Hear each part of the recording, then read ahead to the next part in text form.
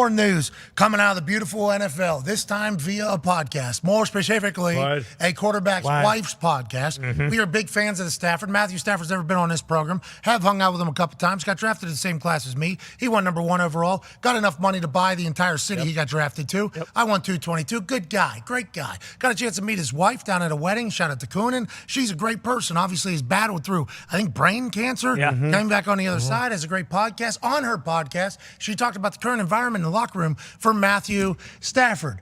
Trending, says JPA Football. I just want to let you know that this is being talked about by a lot of people. It's out there. Trending. Rams quarterback Matthew Stafford is having a hard time connecting with his young teammates, having to go as far as having the equipment staff print out a Facebook so that he could remember everyone's name and make an attempt to get to know them. That is not brand new. No. That has been happening in NFL rooms for a long time, not just for players, but for equipment staff, for trainers, kind of like put a name with a face. This is not that absurd.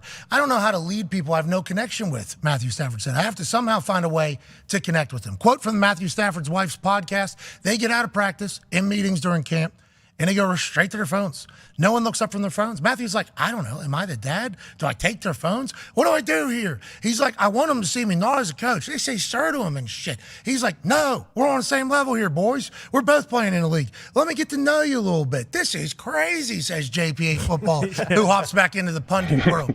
I assume that this is not that big of a deal. Matthew Stafford was just kind of describing the locker room now versus when he went into the locker room in 2009. But any of those OGs, I assume right now is a difficult time to maybe get to know people, which I don't want to, always do this, but what Aaron's doing in the Jets locker room feels like, a pretty impressive feat if you start hearing this type of stuff. You know what I mean, AJ?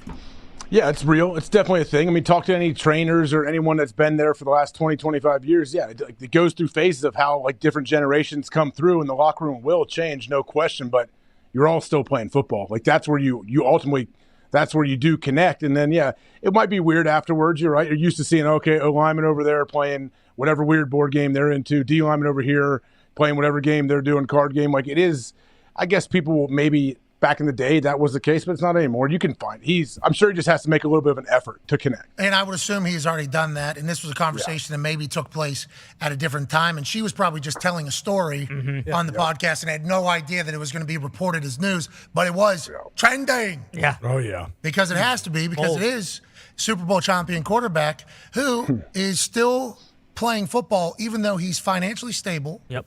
His resume for Hall of Fame, Canton, is already locked. And he just loves ball. That's right. Ball. Just wants to love ball for another 10 years or so. How long does Matthew Stafford play for, you think? Honestly, genuinely. I could see him playing for 4 more.